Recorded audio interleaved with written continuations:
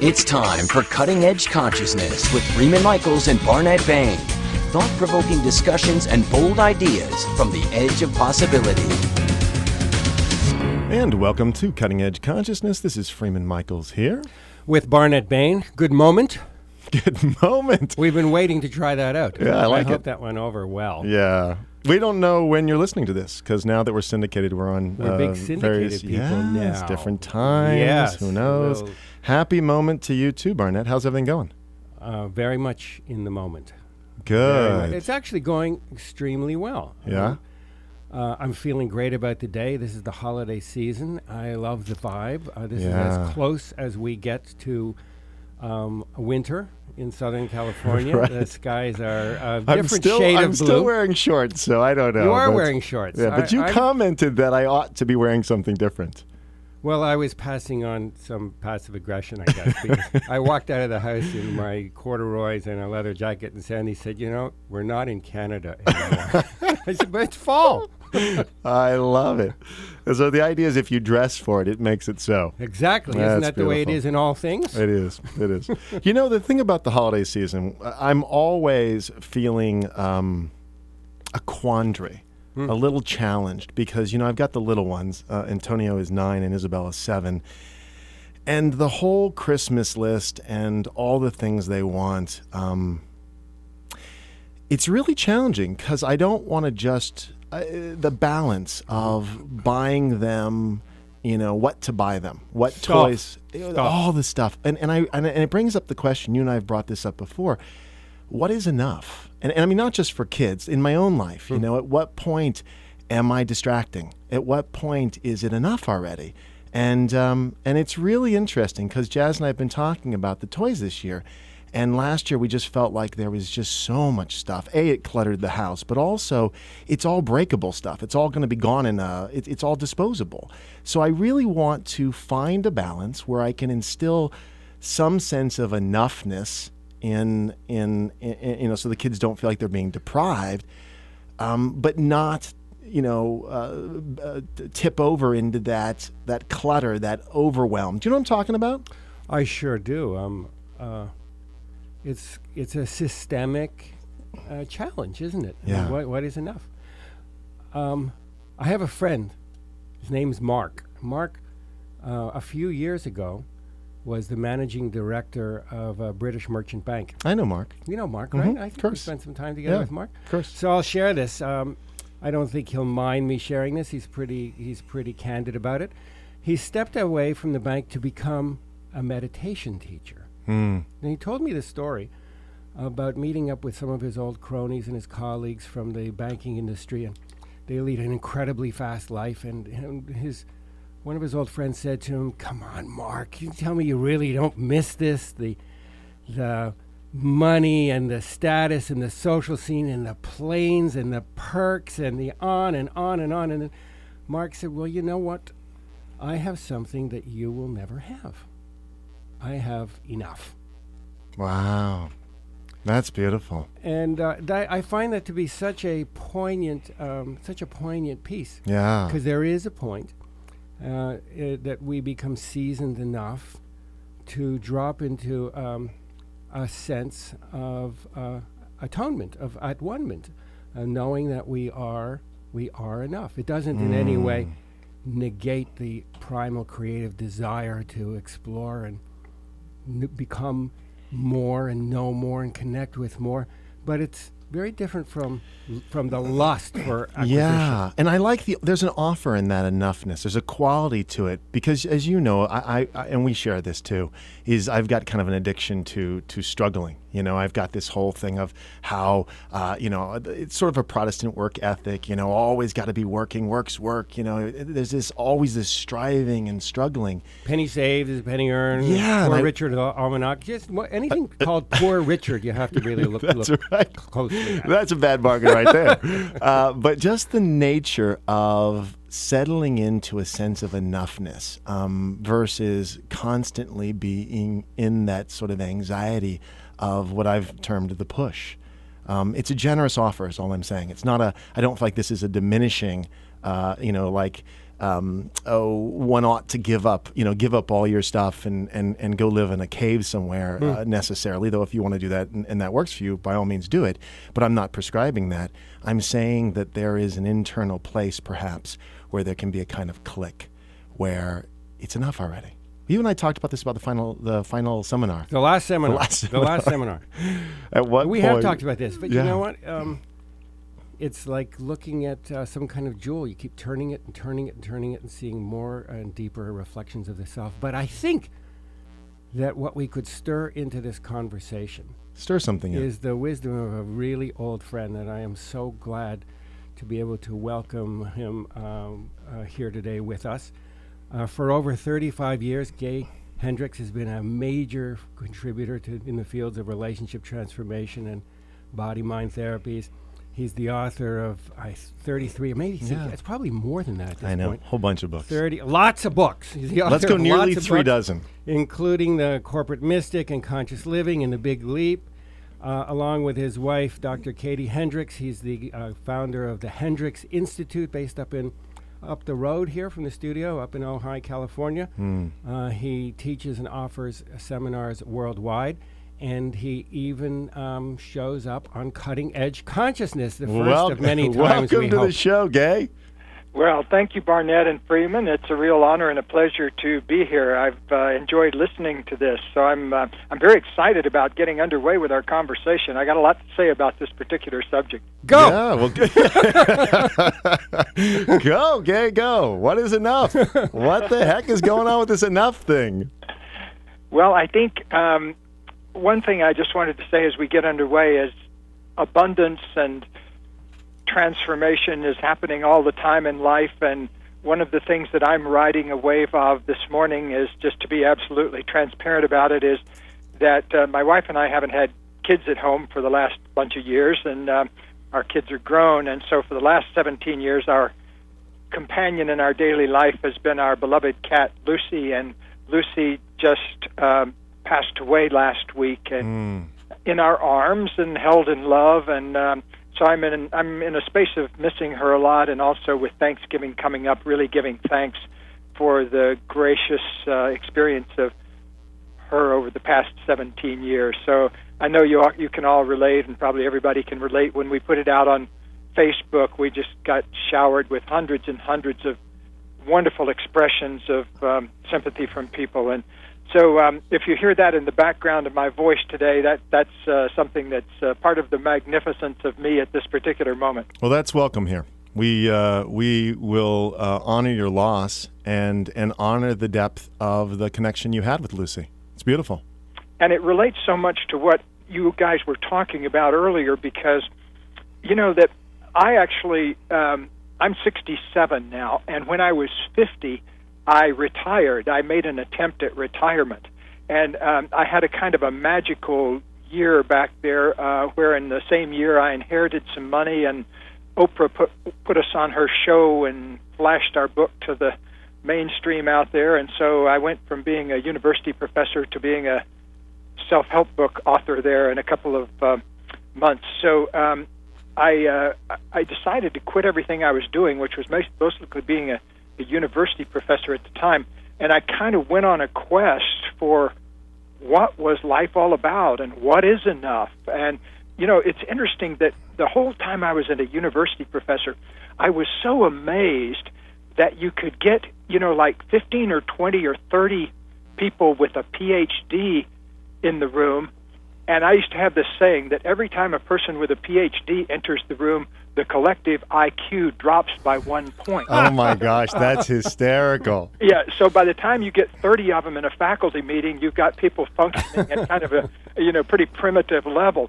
And so it used to amaze me that people could live in paradise and complain all the time. Mm-hmm. And, you know, because around that particular university, and I suspect it's true of many high-powered institutions, there's a tremendous amount of pettiness and competitiveness and things like that that's all based around something being missing, you know, something being missing from your life, and you've got to get that next book published, or you've got to get that next promotion. And it looks particularly kind of unpleasant in some situations. Like if you go into a spiritual organization, you sometimes see that kind of competitiveness, and it looks really out of place as people are kind of jockeying for position in the community and that kind of thing.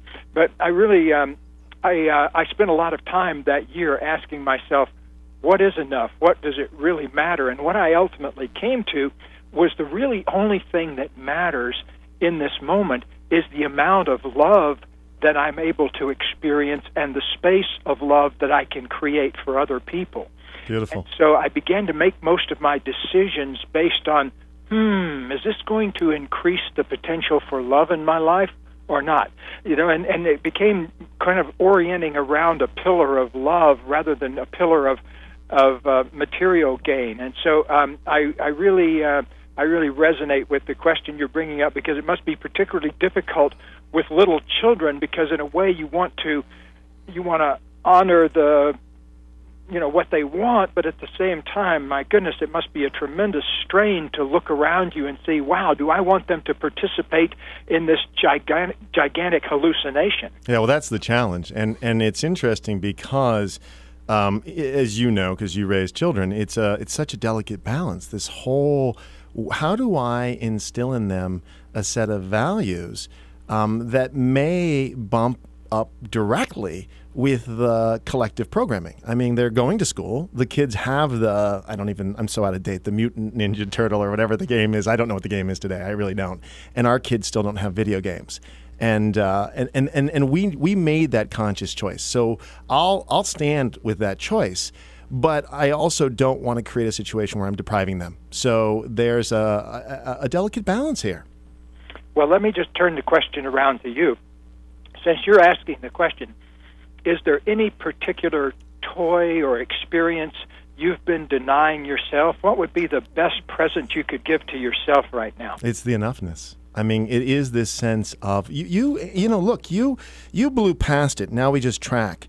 Where can I apply love to this situation? Where is the opportunity, the expansive opportunity for the deeper threads, right? There was a moment Barnett and I had. We were at coffee, and Barnett looked up, and the sky was littered with seagulls. And I don't remember exactly what you said, Barnett. I may cue you for this, but basically it was an awe moment. Like, wow, look at that. What does he say? I don't remember exactly what the words were, but I do remember the feeling, and it was such a feeling of how enchanted the whole thing is. And I remember saying that's what I want to give them. To be able to have an experience like that, and pretend separateness. Yes. And I am so grateful to be at the place in my life where I can have more and more of these experiences, these peak experiences that allow me to feel so intimately connected with everything, so totally enchanted, that it's a stretch for me. I wondered with you how we could have any ambivalence about being in this God-filled world. Well, that's the quality of experience. So again, tracking back to my kids, we all know those moments where something occurs and we have an awe moment. We have that terrific magical moment, and it may be developmentally appropriate, but we associate it with the thing, right? We make it extrinsic. It's not an inside out. But that's a sort of, and Gay, please speak to this. There is a sort of cognitively, developmentally appropriate, how is that for a bunch of adverbs on adverbs? It's a sort of developmentally appropriate response to extrinsic input and data that young people have, and at a certain time in our growth, we begin to operate, from the inside out. Could you open that up for us a bit, Gay? Well, I think one way to look at that, too, is that a lot of material acquisition, it's really a good thing if you're acquiring material things that you can celebrate and enjoy and be with. But I notice a lot of people kind of use material acquisition almost in a model that resembles more of an addiction. Yes. In the sense that more and more and more has to be had to keep getting the same effect, and that's sort of the way addiction works. And so I think embedded in that is the problem that we don't know enough about ourselves. We've been in this human experiment for a long time, and yet we're just beginning to know what our potential is. And so the potential we already have inside us that's unused, waiting there to be brought forth, is the biggest magic possible, and it's real living magic that occurs right under our noses at every moment, is this burgeoning possibility that with just a little tiny bit of cooperation on the part of ourselves, we can flower into this magnificent being that's so totally different from where we used to be that it's like the difference between a larva and a butterfly. Like the me that was walking around at age 24 was a me that smoked 3 packs of Marlboros a day, that was in a job I hated, and I weighed 320 pounds rather than the 180 I weighed this morning. And I was the same height, by the way. You may actually have shrunk a bit, to tell the truth, Gay. So I'm still about a 6-footer, but back in those days I had 140 extra pounds wrapped around me. But the point I'm making is there came a moment where that became impossible to carry anymore. Right. I got to jump in just for a second. We have got to break away and pay a couple of bills. We're going to come back and revisit this idea of not really being very intimate with with the more of ourselves. So we'll be right back after these words. Welcome back to Cutting Edge Consciousness, thought-provoking discussions and bold ideas from the edge of possibility. Thank goodness that you're all back. We're checking, and I see that you're still there. Good to know. Yeah, we are back here on Cutting Edge Consciousness. This is Barnet. I'm here with Freeman and our guest, Gay Hendricks.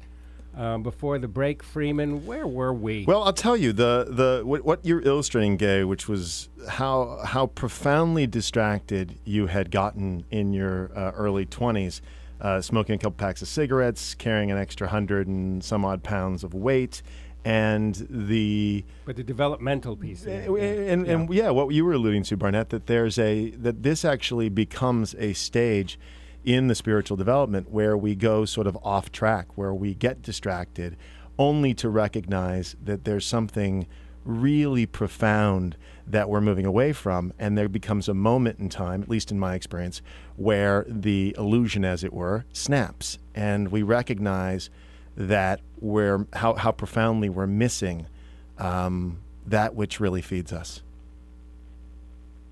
Is that your experience, Gay? Yes, and it came true for me in this certain moment when I was 24 years old, and I had gone out for a walk to kind of clear my head after an argument with my then partner of a couple of years, and she and I had this kind of toxic relationship where we fought a lot, and I'd gone out to kind of clear my head, and I slipped and fell on the ice and kind of bopped the back of my head on the ice, and I didn't quite knock myself out, but I kind of knocked myself out of my ego for a moment. And I had this moment of feeling and seeing down through the different levels of myself. I could feel all of my emotions, which I'd never really felt before. I kind of kept them sealed off. I could feel how scared I was and sad I was and angry I was, and all of these different things that was like going down through an elevator and passing by these different floors. And I could also see how I was in such grief about the passing of my father, whom I hadn't even known in real life. He died when my mother was pregnant with me, but somehow I had soaked up all of that grief inside myself, and that was causing me to do all of the overeating and destructive. I was kind of trying to kill myself like my father had died by the time he was 32, and I was well on my way to doing that.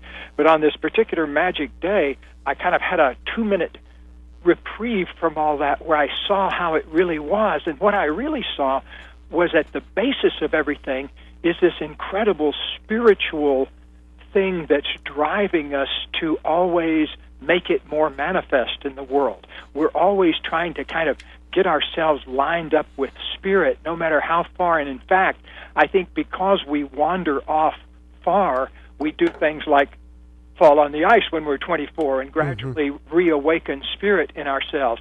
And so since that day, it's been a matter of trying to calibrate to spirit as much as possible. And, you know, that's a lifelong kind of thing. It's not anything that, it's kind of like learning to steer a Ferrari at 180 miles an hour. Back then, I was kind of operating an ox cart at 4 miles an hour. But once you open up the power of spirit, everything takes on this incredible luminosity. God, that is such a gorgeous illustration for it, and such a powerful illustration for it. I realize as you're telling this story, that it's a template, and that I know that I can see my story inside of that, and I'm sure that our listeners can also see their lives laid over the template of what you're talking about. We come into this world in order to explore consciousness, and those that have chosen to come in and consciously explore consciousness, that's a subset. It's a very particular subset, and it's safe to say that that includes virtually all of the listeners who are in their cars and are still tuned. It's a very particular experience of coming in, going back to the enough thing. We come in as small children, children the age of your kids, Freeman. They're not getting enough. Well, I'm not getting enough toys. I'm not getting enough attention. I'm not getting enough puppies. And then there's this period that you just described that I can relate to so powerfully, Gay, that this kind of wandering over the ice or in the desert, or however we configure it for ourselves, where we're looking to be enough. Am I enough? Am I good enough? Am I thin enough? Am I smart enough? Am I loved enough? And then comes this period that I am exploring now, and I know, Gay, that you write about it extensively, and Freeman, and you and I, we know each other very well, so we share this. We are living into the understanding that I am enough. I am, again, back to the birds, I have access to more and more of the mystery and the discovery of who I really am, and I am not separate from any of it. I am enough. That journey is the glorious, juicy stuff of being alive. And what's interesting for me is that it often comes when you as you put it, Gay, you have to fall on the ice and hit your head. I mean, there's an element of that. I've had that in my life where I got distracted and I was, in essence, knocked into my senses, knocked into a sense of wow, okay. Even just getting ill. I was ill recently, and the vulnerability of feeling sick and feeling a little shaky, I see it as a blessing. I don't, love getting sick, but just that sense of vulnerability taps me in and, I don't know, grounds me in some way. Do you know what I'm talking about? I really do, and I appreciate also, Freeman, that your intention down in there is to raise kids that have that quality of consciousness as part of their daily life. And I think that's an amazing thing to do, and I want to honor you as a father. And I know, Barnet, I've honored you as a father on other occasions because it's one of the things when I first met you many years ago that I really saw about you, that you were heart and soul committed to your role as a father with your daughter. And it was a beautiful thing to see. And so you want to have that quality of consciousness, and also you want to promote that quality of consciousness in the world. And so I think starting down there at the level of intention, that's one of the most beautiful things that occurs when you become more conscious, is suddenly that consciousness wants to celebrate itself with other people. It wants to have other people to play with. And that's the reason I'm excited about this radio program that you guys are doing although I'm not actually sure you should be operating heavy equipment while radio. That's funny. Well, no, this is a great point, because I'll tell you, I have an older son who's 23, and it's one of those things where, and I know you know this, where, and Barnet, you and I have talked about this, where, we've really, my wife and I have really worked hard to instill certain values and to have conversations that open his mind to possibilities, and yet simultaneously we have to allow him the dignity of his own choices, some of which wouldn't be my choices for him. And that's a real challenge. I mean, that's very present in the teen years, and now he's in his early 20s, less so with the little ones, but still that nature of conscious parenting is not something where there's a guidebook. I think there's a tremendous amount of reverence for the unfolding and the constant learning, the constant reflecting. I mean, we're having this enough conversation that is precipitated by the challenge of, how do I do this? And Barnet, we've talked about this a lot. The I don't know becomes a really important part of the process. You are cited on this program with astonishing regularity, Gay. Anytime one of us goes, Oh yeah, we love to attribute that to you. We love to attribute that to you. Wandering at the edge of possibility. That humility to own that I am, that I can be at the edge, the frontier of what I already know, that I don't have to schlep my past and throw it into the next moment, that I can put the clutch in and go, and discover something brand new that is gifted. To be able to do that as you do for your children, and to be able to model that, to experience it, to own it, and then to model it. The owning comes first, I think, and then the modeling. I have this thing in front of me from Goethe, who says if we treat people as they are, we make them worse. If we treat people as they can be, we help them become what they are capable of becoming. That's so beautiful, and so it so wonderfully expresses, so poetically expresses what modeling is, what modeling does, and how we show up in the world has impact. I mean, these are every action we take ripples across eternity. There are no isolated events. You were talking about development a little while ago, and an image that popped into my mind, a memory actually from, 1986. So how long ago was that? 25 years ago or so. I had the opportunity It was before I was born. Yeah, way back before you were born, back when dinosaurs... That's right. And I had the opportunity with 12 other people to ride my bicycle through a good bit of Tibet. And one of the things I was struck by, just walking down the street in Tibet or riding my bike down the back roads of Tibet, was how often I would see people who had essentially nothing walking along with a smile on their faces. And I finally had the opportunity. I talked to a guy, one of these guys with a smile on his face, and he, I asked him, what do you think it is that contributes to that? What it is that puts that smile there? And he said right away, richness.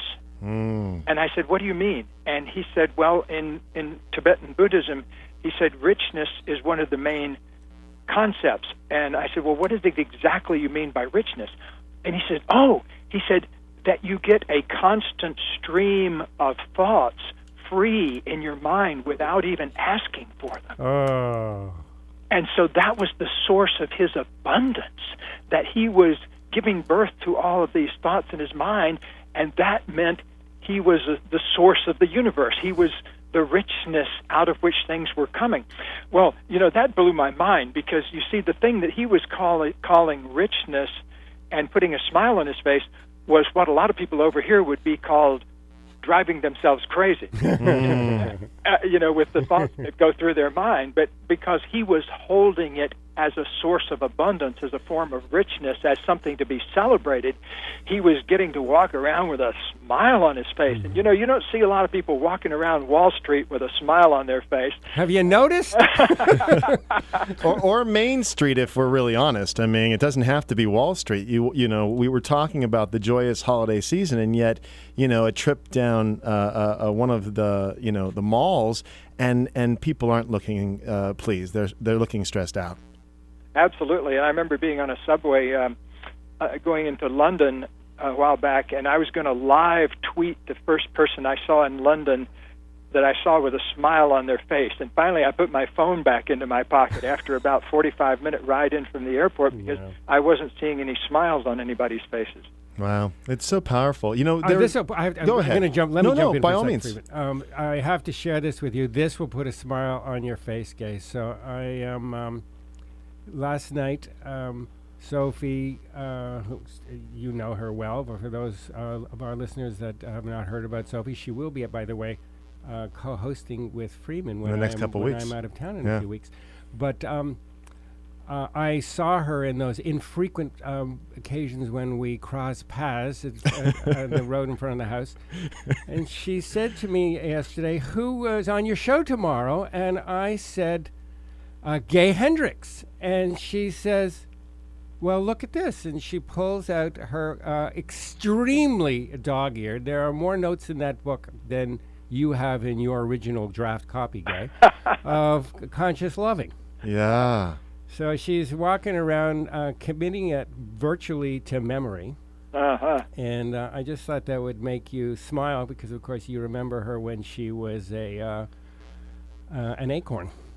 Yeah, really. Fantastic. And where is Sophie these days? Sophie is in her final year at USM. University of Santa Monica. Oh, well, bless her heart. Fantastic. My goodness, what a joy that must be, having a girl going to USM. You know, it's so thrilling. She started off, she graduated, did her undergraduate degree, and then she went and worked on a few movies, and then she worked on So You Think You Can Dance for a couple seasons and American Idol, and then she thought, well, you know, I really want to go into the real family business. That's right. That's sort of low-hanging fruit because I can get the gig, but what do I really want to do with my life? So now she is doing that and leading teen adopt salons along with a therapist and creating programs and finding her way as an explorer of mystery. And it's so amazing to see a 24-year-old woman doing that. This is it. I want to speak to this too because something you said, Gay, and I'm not remembering the exact language, just the first word was holding. Sort of holding, you didn't say it this way, but like holding a vision of possibility, holding an intention, but loosely held. Just again with young people, that we can see that there's something. It's seeing them at a deeper, more profound level. I've been able to witness some of your work, Gay, and I know you do this. I mean, you hold people in a light that, in essence, raises them to a potential. And that's a really beautiful thing. And I think, Barnet, when talking about Sophie, one of the gifts of your parenting is holding a vision of possibility for her, and yet allowing her, again, the dignity of whatever choices she's making and whatever bumping along the road of life she's got to do, which is required on some level, I guess. It seems to Well, me. this is a tricky thing, and I know that, Gay, you're going to have loads to add about this. To allow somebody else, particularly a child, to become who they absolutely are. I mean, I realized very late, only very recently, that my child and that most of my friendships, I hold them in a way that I'm comfortable when they reflect who I am, what matters to me, what my beliefs and what my values are. And so, to the degree that I am married to that, I either force people to conform to your agenda, my expectations of them, yeah, and it's a violence. It doesn't allow somebody to, you know, my child grew up patterned by the beliefs, but very few of her values were original with her. And then there comes this point in your life when you fall down on the ice and break and bang your head. And thus begins the inspiration, the inflow of spirit is rekindles, and we go through what's been called in many traditions the shadow years, and we begin to develop for ourselves an authentic, an original life, not a hand-me-down life. We begin to explore and have the courage to create a self. So I'm aware, I'm increasingly aware of that, and still challenged around with my relationships. Gay, you and I had some love and some growth and some coming and some going, from which I learned a tremendous amount of about how about what I'm talking about, my ability to let go and to be reinvented and to become more of who I can be, and not to hold original patterns too tightly. Is this making any sense? You're hearing from me at the absolute edge of this is cutting edge consciousness, at the absolute edge of the things that I am exploring and working on, and we would value any input that you have around what it is to let go of our expectations of another in order to allow them the freedom to become who they are going to be. Yeah, well, this is something that I was originally trained as a clinical and counseling psychologist, and one of the things you learn in that kind of work, just from working with one person after the other and couples and that kind of thing, just being down in the trenches for years, is that people basically all have the same problem. And the problem was something that is right there in kind of beautifully spoken words, but it got cut out of the original. I mean, it was in the original Bible, but then it got cut out. It's one of those apocryphal Gospels. In the Gospel of Thomas, Jesus is reported to have said, "If you bring forth what is within you will save you. But if you do not bring forth what is within you will destroy you." And that right there is the absolute essence of one of the things that it would be really great if they could teach us this in the first or second grade, so we wouldn't have to go out there and create such royal messes in our lives to learn this lesson. But if you really think about it, in every moment, you're being called on to repeat the past or open up to something brand new in the present. And I remember, Barnet, when you called me that time, there I was faced with the possibility of you wanted to clear up some stuff from our past, and was I going to stay stuck in the past and say, essentially, go screw yourself, or whatever we can say here on polite radio? Or was I going to open up to this moment and find out what it might invent in itself? And so for me anymore, that's hardly any choice. There's so much bigger playground in the now than there is in the known. So that whenever I come to a place between either going with the known or opening up to something brand new, I want to open up to something brand new that hasn't been patterned or programmed before. And more importantly, even where things are messy, there's opportunity. The messes we make are magnificent messes, and they do reveal so much. I mean, I can speak to that personally as well. There's so many ways in which, if I can be humble, not in a self-deprecating way, but in a really open, honest, vulnerable way, and show up, what a tremendous opportunity, especially with someone who is trustworthy. And I think for both of you, you're both trustworthy men, where you can trust in the relationship that there's enough substance to move through and become more than we were the moment before, when we were self-defending and self-protecting. There comes a very beautiful sorrow. Nothing self-pitying. There's a very beautiful sorrow, a very empowering, beautiful sorrow that comes out of understanding that, and it allows others to become their authentic selves. It allows them to drift off and flower in ways that are unexpected, whether it's a friendship or an old friendship That's renewed, right. or a daughter or a son or a family. We hold, when we hold others too closely, lots and lots of talk about unconditional relationships, especially around the holidays and Valentine's Day and on country music. But these things are usually held, there's a big boundary around them. It's unconditional as long as you don't cross the border of my comfort zone. Yeah.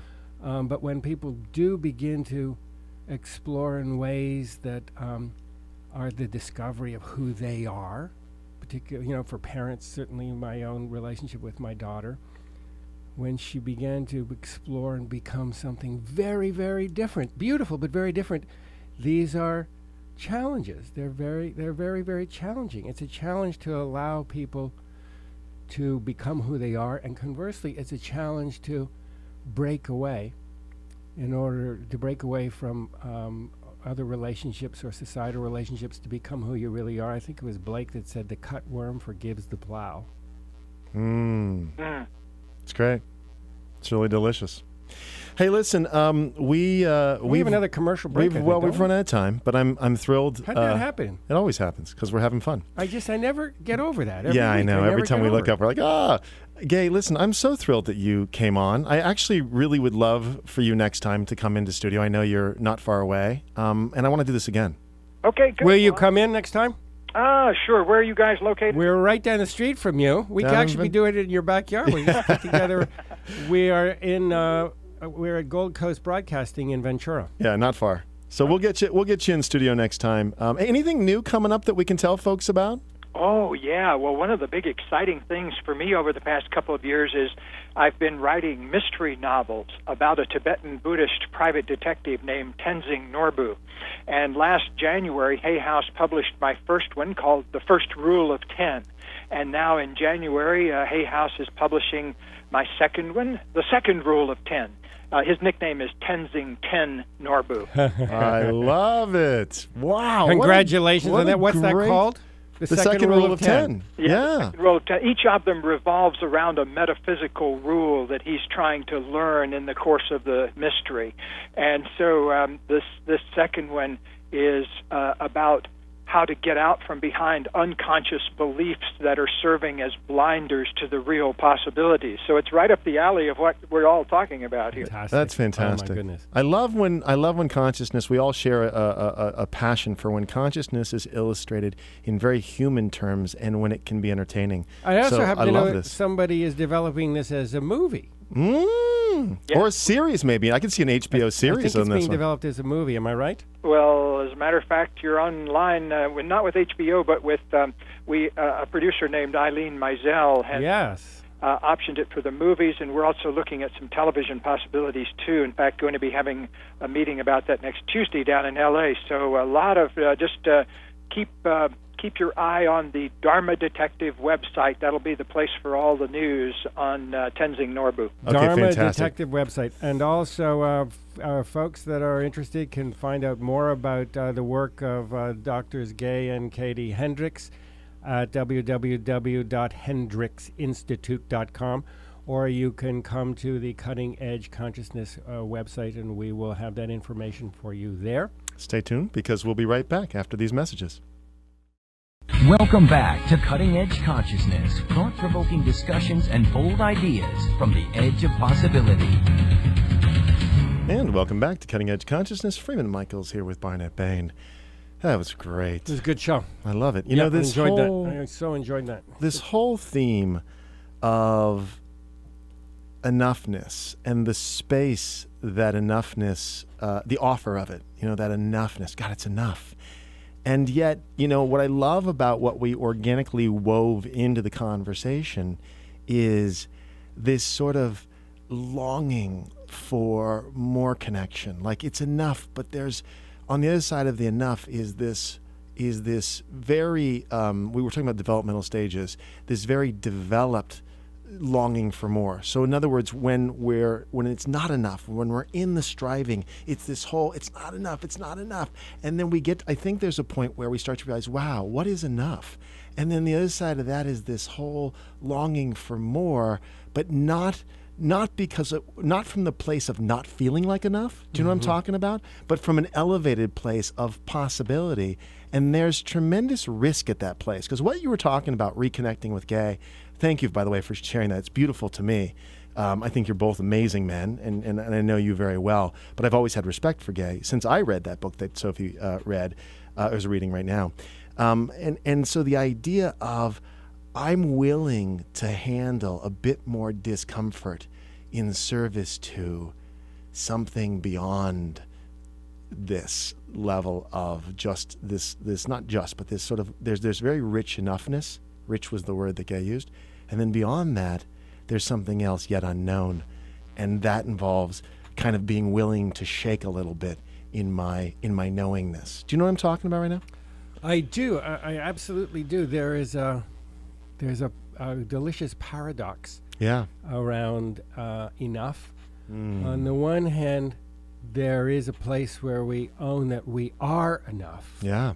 It's not about having enough or being. Exactly. It is about being. In my being, I am enough. And at the same and really letting that in and owning it, so that there doesn't have to be a striving in order to demonstrate to myself or to others that I'm enough. So on the shoulders of that, yes, there is something else. There continues to be a desire. It's not a complacency for more, and the more. That's it. Is consciousness itself. The more is the desire to the primal desire, the original desire to know more of the mystery, to know more of the self, to understand, to explore. So that is still a longing. There is a longing to belong. Yes. And then from the belonging, there's a whole nother octave of that gets expressed in a desire to become enough in the oneness, to belong, and then to understand the oneness, and then in that oneness to actually come home, to come home from this long fascination, love affair with mentality, this experiment in seeing, well, what would it be like if we made a mental construct of being separate from all that is? Right. To actually, it's like, let's pretend we're having a fight, and then let's pretend we're not pretending. Well, now you're really lost for a while. Yeah, you are. So we've kind of done that, and now we're beginning to come home to the truth that it's all enchanted, and it's all one, and I can begin to know myself as fully aware inside the oneness, and yet connected to everything. That belonging and that oneness, that is a desire that's not at all, as I said earlier, has nothing to do with lust, but it is a sense of exploration and ownership. They go back and forth in this kind of wonderful dynamic inhalation, expiration, breath in, breath out. We become more and more and more. I have language for it. So enough with the offer of more, with the opportunity to keep taking in with every breath, with every moment where we allow for a certain amount of not knowing. Every artist is a really good example. No, there's no question. Every artistic you don't endeavor. Picasso didn't make go through the blue period and decide, yeah, he knew that's enough, and yet there's more. He didn't say, well, I've done that, and then or Cubism, and then he brushed his hands and sat down and said, well, finished. Yeah. Finding and being found by possibility. That's it. It's this magical thing of the ride of I'm willing to surrender my knowing for the sake of what is on the other side of my knowing. And Gay talked about this, like that here's my comfort zone, and I know there's something just beyond there, and I'm willing to stretch to go there, even though I don't know what's going to transpire and how it will look, and will I be safe, and so forth and so on. But again, developmentally, I think there comes a point when we are safe enough, when we've risked the small self, the self that we initially developed in order to be safe and to be right and to be liked. We've called this before the adaptive personality. We've stretched out of that enough where there's moments where we can really put it aside, and that's that humility. That's that showing up and going, okay. We think it's not a dream. And so we are very attached to certain kinds of beliefs and structures and ways of relating to things that keep us separated from the real sense of the flow. And the flow is a dream flow. It's getting more and more difficult to persist in that. Yeah, no question. But when we go to sleep at night, we are not I may do a transaction with a dollar bill in the context of my dream, but I don't I'm not aware, and maybe some folks do this, but I'm not aware of holding too tightly to that dollar as being the source of my safety. I'm aware that it's a symbol as part of an ongoing dream flow. And that is no less true in the outer world of our experience. Totally. So we're talking about the symbology of the sleeping dream is also part of the symbology of the waking dream when we come to this reverence for the mystery and the unfolding. They start to conflate. I love it. We have those peak moments. We have these dreaming experiences, and things seem less logical and reasoned than they used to in our youth and in our childhood. Things don't seem to flow along in the same linear way. It's becoming more and more apparent that the whole thing is a dream. Love it. And for more of this dream, you'll have to tune in next week. Exactly. Here at the Edge of Dreams Possibility. in installments. But in the meantime, you can check us out on YouTube or iTunes or Stitcher or on our Facebook page. I love to encourage you week to week to like us on your Facebook page. And thanks for tuning in. Keep coming back to Cutting Edge Consciousness.